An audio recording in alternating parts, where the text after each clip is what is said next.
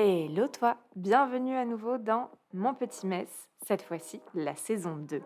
Mon Petit Mess, c'est un podcast dans lequel je t'emmène dans le joyeux bazar de mon cerveau et où je te parle de plein de choses. Organisation, business, tout y passe, surtout le design et le branding.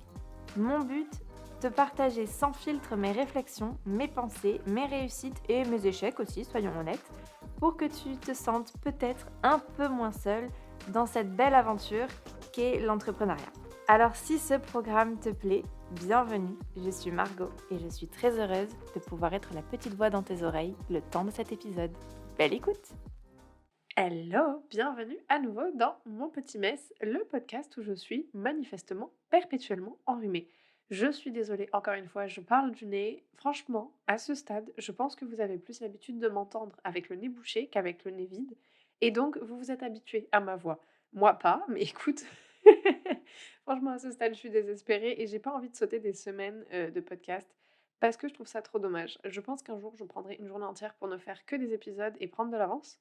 Comme ça, peut-être que je serai pas malade. Mais en attendant, écoute, it is what it is et à ce stade, it is malade. Mais au moins it is done, hein. D'ailleurs, done is better than perfect. Très importante cette petite phrase, elle m'a porté loin. Fait, c'est mieux que parfait et à un moment, il vaut mieux faire les choses plutôt que d'attendre que tout soit parfait. Donc je ne veux pas attendre que tous les éléments soient réunis, je vais te faire cet épisode parce que je trouve qu'il est très intéressant d'ailleurs. Voilà, donc sur ce, oui, il faut savoir que j'ai pas beaucoup dormi cette nuit aussi, donc un peu fatiguée. Mais si je me concentre, aujourd'hui, je voulais te parler de tout ce que tu paies sans le savoir en investissant dans du branding. Parce qu'il y a énormément, alors c'est pas des frais cachés, mais il y a énormément de choses que tu ne sais pas, en fait, que tu n'imagines pas, mais tout comme dans n'importe quelle profession, hein, il y a toujours des milliers d'étapes qu'on ne soupçonne pas et du temps et tout ça. Et donc, je voulais t'expliquer un peu quelles sont toutes ces petites choses dont tu n'as pas forcément conscience, mais qui vont rentrer en fait en compte quand on va créer nos prix en fait en tant que graphiste. Parce qu'il y a 2 raisons pour lesquelles je voulais faire, cet épisode absolument. La première raison, c'est que, l'image de marque, ça a la réputation d'être cher, ce qui est vrai, on va pas se mentir, les images de marque complètes avec la stratégie et tout, c'est très cher. Surtout pour quelque chose que et on l'entend souvent, ton cousin Maurice peut te faire sur GIMP ou, pour les nouvelles générations sur Canva. Au secours, tuez-moi. Si vous ne connaissez pas GIMP, je vais vraiment mourir. Mais en vrai, c'est vrai que le design, ça a la réputation d'être un truc que tout le monde peut faire ou qui est facile. Tu mets 2 couleurs de police, un petit dessin et basta, c'est fini. Donc c'est vrai que, 1re, raison pour laquelle je veux faire cet épisode, c'est pour revaloriser un peu, notre travail parce que, c'est pas n'importe quoi, il y a des vrais enjeux derrière et quand on fait ça bien, il y a forcément un coût derrière qui va se présenter là forcément. Ça va se refléter dans le prix et heu et je fais cet épisode donc pour toi si tu es potentiellement un client ou que tu veux investir, mais aussi pour les personnes qui potentiellement veulent devenir, brand designer, qui savent pas trop ce qui va rentrer en compte. Histoire que si tu m'écoutes et si tu es dans cette catégorie-là, ne fais pas un logo à 250 €. Je me fous de savoir les raisons, tu fais pas ça. Parce que c'est pas possible en fait, tu vas pas en vivre et voilà, il faut que les prix soient justes et il faut qu'on soit tous alignés sur, à peu près les mêmes prix.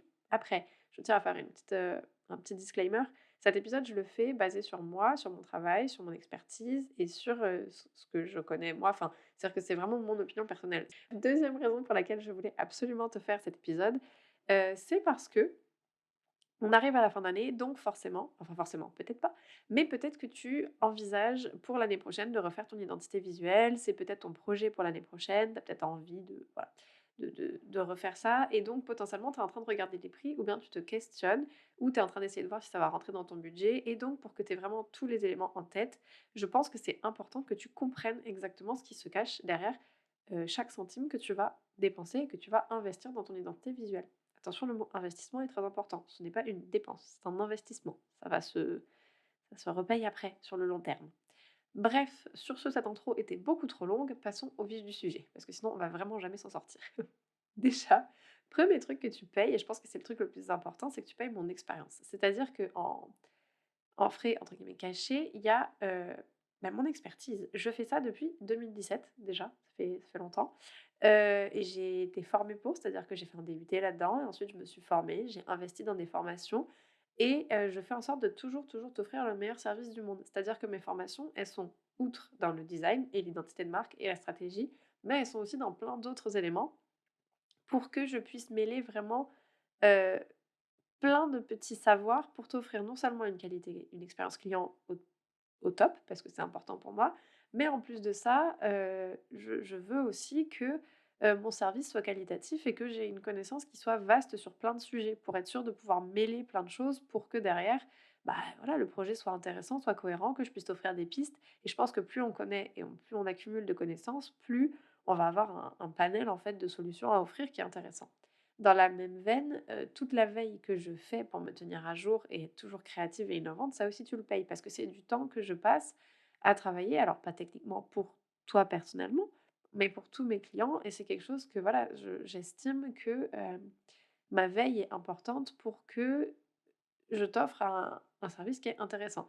Ce que j'entends par veille, parce que tu sais peut-être pas ce que c'est, la veille, ça va être chercher quelles sont les tendances actuelles, quelles sont les nouvelles technologies, quels sont les nouveaux moyens, qu'est-ce qui se fait actuellement, quelles sont les, entre guillemets, «tendances» en design, même si j'aime pas forcément ça, mais juste pour savoir ce qui se fait, quoi éviter, quoi faire, pour découvrir de nouvelles, des nouvelles, options peut-être et parce que, un travail créatif, en fait, il faut la nourrir cette créativité. C'est pas un truc qui c'est-à-dire que tu es pas né avec, hein, concrètement. La créativité, c'est quelque chose que tu entretiens, que tu nourris et donc cette alimentation de créativité et bah, ça coûte des sous forcément parce que c'est du temps que je passe en fait à faire ça donc ça fait partie de mon travail et bah, manifestement, il faut que ce soit rémunéré, quoi.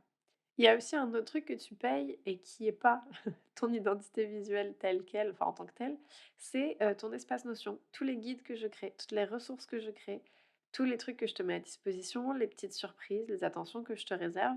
Parce que quand, tu es cliente avec moi, c'est pas juste, on se fait 3 mails et je te fais ton identité visuelle. Non, non, non, du tout. Déjà, on va passer plusieurs mois ensemble parce que c'est un processus qui est long, où on travaille vraiment main dans la main.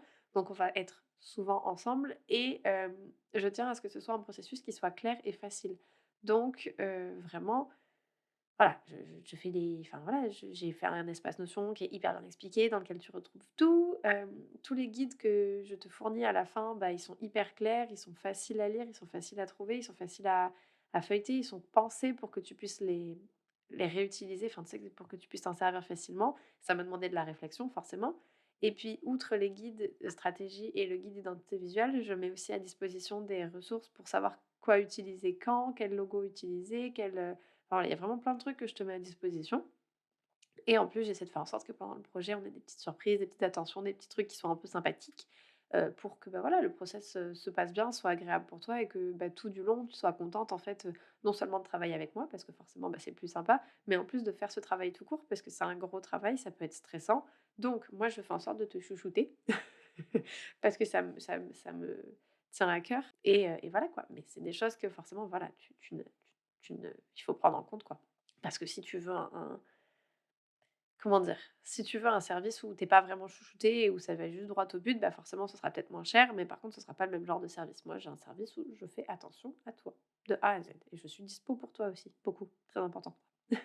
Il y a aussi, pour être plus terre à terre et d'un côté, c'est vachement moins drôle, mais je pense que dans voilà, c'est une réalité du business.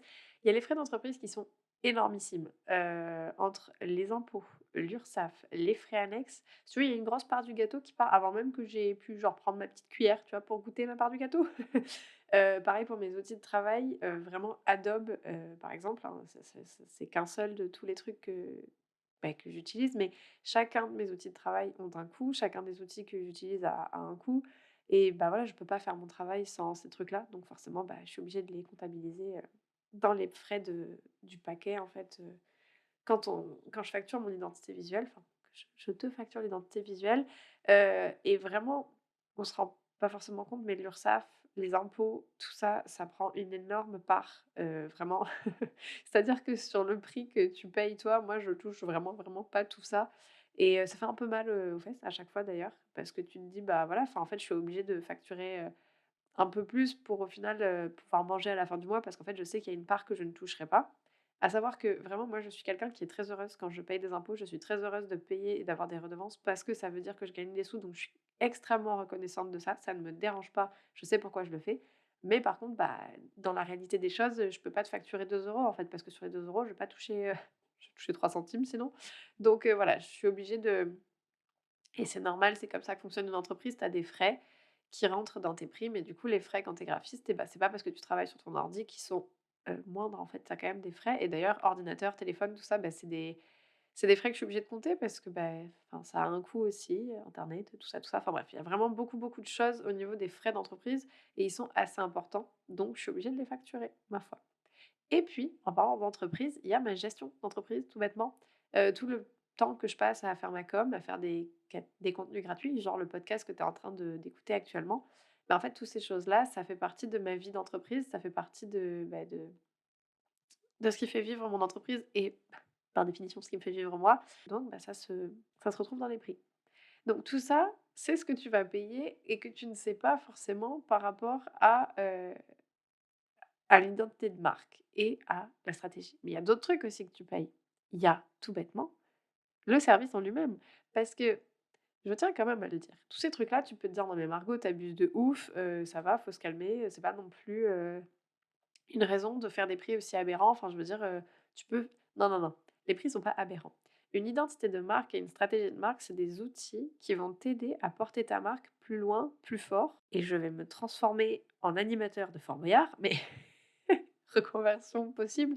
Non, mais sans deck, l'identité de marque, en général, c'est quelque chose qui est très important pour ta marque. Parce qu'en fait, si elle est bien faite, elle va te porter loin, elle va t'aider. Tes clients, ils vont te reconnaître. Le nombre de personnes qui achètent juste par rapport au packaging, il est aberrant. Le nombre de personnes qui vont te trouver sur Instagram si tu as un service et qui vont dire putain, son compte il claque, j'ai envie d'aller avec cette personne parce que ne serait-ce que visuellement c'est attractif, tu as envie de rester, tout ça. Et les décisions se font de plus en plus vite et sont de plus en plus basées sur le visuel. On prend moins de temps peut-être, encore ça dépend, mais il y a des trucs sur lesquels on prend moins de temps pour regarder la marque en elle-même ou le contenu et on veut vraiment acheter bah, le visuel, hein. Donc c'est important d'avoir un, ne serait-ce qu'une identité de visuel bien léchée, c'est hyper important. Et outre ça, juste la stratégie, c'est tellement un gros bout, c'est tellement, tellement important. La stratégie, c'est un truc, c'est te donner les bases de ton business pour faire en sorte que ton business y roule et qu'il aille loin. C'est vraiment te donner une carte, c'est genre la carte au trésor, où vraiment, quand tu l'as entre les mains, tu sais exactement où tu vas, quel piège éviter, ce que tu as besoin de faire, sur quel caillou tu sautes pour atteindre le coffre au trésor. Vraiment, c'est la stratégie de marque. Outre le fait que ce soit en plus cette carte au trésor, les ateliers de stratégie de marque qu'on va faire ensemble, quand on travaille ensemble, c'est des ateliers qui souvent te permettent soit de dépasser des blocages, soit de retrouver une certaine passion pour ta marque. Pas si tu l'avais perdue, mais tu sais, si tu sentais que c'était moins bien, tout ça, ça te permet d'aller plus en profondeur dans ta marque. Tu retombes amoureux et surtout, parfois, tu vas avoir de nouvelles idées qui vont germer.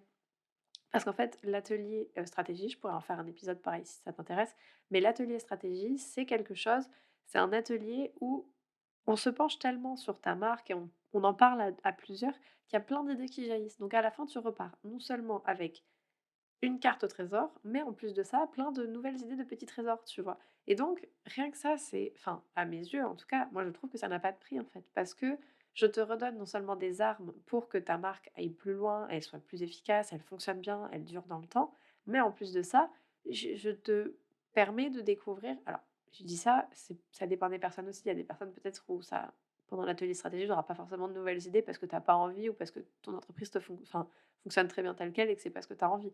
Mais si tu as envie qu'on trouve des nouveaux services, des nouvelles offres, des nouvelles, idées, des nouveaux trucs, on peut, en fait. C'est la magie du coup de ces ateliers stratégie, mais je peux pas te dire à l'avance comment va se passer cet atelier stratégie, si ce n'est que ça va être cool, mais je sais qu'à la fin, tu vas repartir regonflé à bloc, remotivé à bloc, potentiellement avec des nouvelles idées et ça, c'est super, tu vois? Tu repars avec quelque chose qui a à la limite pas de prix, parce que c'est trop bien, parce que c'est important. Enfin voilà, quoi. Et l'identité visuelle, pareil, c'est quelque chose qui va te permettre, outre le fait d'être reconnu, d'être beau, ça va attirer des nouveaux clients, ça va attirer les bons clients. Et un truc dont je parle jamais, parce que, je suis pas enfin, parce que j'en parle pas, mais souvent le refaire ton identité visuelle, refaire ton branding, tout ça, ça te permet aussi d'augmenter tes prix. Parce que ça te permet de proposer une expérience client qui est, plus intéressante parce que c'est ce qu'on fait, enfin, c'est ce qu'on travaille aussi. Et donc vu que ton expérience client augmente, c'est-à-dire qu'elle augmente en qualité, bah, forcément tes prix vont pouvoir augmenter aussi. Donc rien que là, tu vas faire, du bénéfice. Donc si tu veux vraiment, quand je te disais au début d'épisode, le mot clé, c'est investir, c'est vraiment ça. En fait, c'est que l'identité de marque, c'est un investissement. C'est une somme d'argent qui est conséquente. On va pas se mentir, j'en ai entièrement conscience. Mais par contre, c'est un coût qui est rentabilisé, qui, si tu suis derrière, ce qu'on dit pendant l'appel stratégique, enfin l'atelier stratégique et si tu suis derrière ce qu'on propose en termes d'identité de marque, de visuel, de packaging, d'expérience client, tout ça, honnêtement, c'est vite rentabilisé et c'est quelque chose qui va vraiment t'aider à aller plus loin dans ton entreprise. Donc voilà, c'est plein de détails, mais voilà, l'identité de marque, c'est pas et le design en général, c'est pas juste des trucs qui sont jolis, quoi. Et au-delà du fait que c'est pas que joli, et ça, je l'avais pas mis dans mes notes, mais franchement, j'aurais dû, je mets quand même dans chaque, enfin, ça, c'est mon travail personnellement, mais dans chaque élément que je design, dans chaque choix que je fais, il y a de la réflexion derrière. C'est-à-dire que je choisis une certaine police par rapport à tel objectif, par rapport à tel truc, parce qu'elle dégage tel sentiment, telle connotation dans la tête de ton client. Chaque couleur, je passe des heures à trouver les bonnes couleurs. Chaque choix que je fais est réfléchi pendant, tu vas peut-être me dire trop longtemps, ça je sais pas, mais je fais partie de ces personnes qui mettent vraiment de la réflexion dans chaque étape du processus, dans chaque étape de la création d'identité visuelle et de la création de stratégie de marque. Mais pour le coup, vraiment en design, je sais que je réfléchis chaque chose intensément pour être sûre que chaque élément que je fais aura un sens, aura un but et va t'aider à... Bon, c'est tout ensemble que ça va créer un truc incroyable en plus, mais vraiment, genre, chaque élément est pensé pour travailler avec les autres, travailler tout seul et au final faire quelque chose d'incroyablement cohérent, d'incroyablement beau, d'efficace et qui va te permettre d'atteindre tes objectifs. Donc c'est pas juste, je fais du joli, c'est je fais du joli, utile, réfléchi et forcément, bah, ça a un coût évidemment. Je sais pas comment j'ai fait pour ne pas le mettre, mais je réfléchis chaque élément que je fais, vraiment, chacun. Peut-être un peu trop, mais quand même. Et puis, il faut pas oublier que c'est quelque chose qui est unique, c'est un travail qui est fait pour toi, c'est du sur-mesure, c'est unique, c'est quelque chose que tu retrouveras jamais nulle part ailleurs, à part si je me suis fait copier, auquel cas c'est pas ma faute et t'inquiète pas que je vais m'énerver. Mais vraiment, c'est quelque chose de enfin voilà, tu vas repartir avec quelque chose qui t'appartient à toi, qui est unique et qui va te permettre de te différencier, qui va te permettre de, voilà, de sortir du lot et puis c'est un temps qu'on passe ensemble à travailler sur ta marque, c'est un service qui est vraiment genre main dans la main, telles 2 petites, loutres bien heureuses. Mais voilà, c'est un service qui est quand même c'est du sur mesure, c'est du personnel, c'est du one on one, donc c'est pas le même prix qu'un truc de groupe où genre 90 personnes ont la même chose que toi. Parce que là, pour le coup, effectivement, les prix seraient pas du tout les mêmes. Mais sauf qu'en fait, c'est toi qui vois ce que tu veux, hein. Si tu veux un truc qui est personnalisé, qui n'est que pour toi, et ben forcément ça se reflète dans le coût. Et voilà pour cet épisode, j'espère qu'il t'aura plu, j'espère que tu comprends mieux maintenant, ce qui est inclus dans le prix du design et l'identité visuelle. C'est des choses dont on parle pas beaucoup, j'ai l'impression, il y a un peu un tabou quand même sur, sur les prix. Déjà rien que la conversation de: «Est-ce que j'affiche mes prix ou pas?» c'est une grosse conversation, mais je pense que voilà, ça gagne à être expliqué, ça gagne à être compris. Heu, je pense que c'est pareil un peu dans tous les métiers, hein, on paie toujours un million de petits trucs, en plus. Mais voilà, le design, c'est pas juste, 3 dessins et 2 polices, il y a vraiment beaucoup, beaucoup plus, derrière. Et je pense que c'était important de te le dire pour que tu comprennes, pour que, tu en aies conscience. Si tu avais en 2024 l'intention, d'investir dans une identité de marque et ben j'espère que tu comprends mieux, les frais derrière et que, peut-être ça te motive. N'hésite pas à demander évidemment, si jamais à ta graphiste, d'expliquer un petit peu ses tarifs parce qu'il y a ça aussi, ça peut être une technique, hein. Tu peux tout à fait demander, «Pourquoi tel prix?» et on sera toujours content de t'expliquer. Enfin, je sais que moi ça me dérange pas en tout cas. Et puis sur ce, écoute, je te souhaite une très belle, fin de journée, je pense. Enfin, selon, quand est-ce que tu écoutes, fin de journée, début de journée, bonne nuit peut-être si tu fais une insomnie et que tu m'écoutes à ce moment-là. Si tu as des questions à propos de tout ça ou si tu veux qu'on en discute, tu peux tout à fait venir me voir et m'en parler. Je serai très, très, très, très, très, très contente, j'en bégayais. Soit en commentaire, sous cet épisode, soit sur mon compte Instagram @margotgestin. Tu peux aussi me retrouver sur mon site internet www.margotgestin.com et puis en attendant de te voir, sur ces différentes plateformes, moi je te souhaite une très belle journée et je te dis à la prochaine fois. Bye!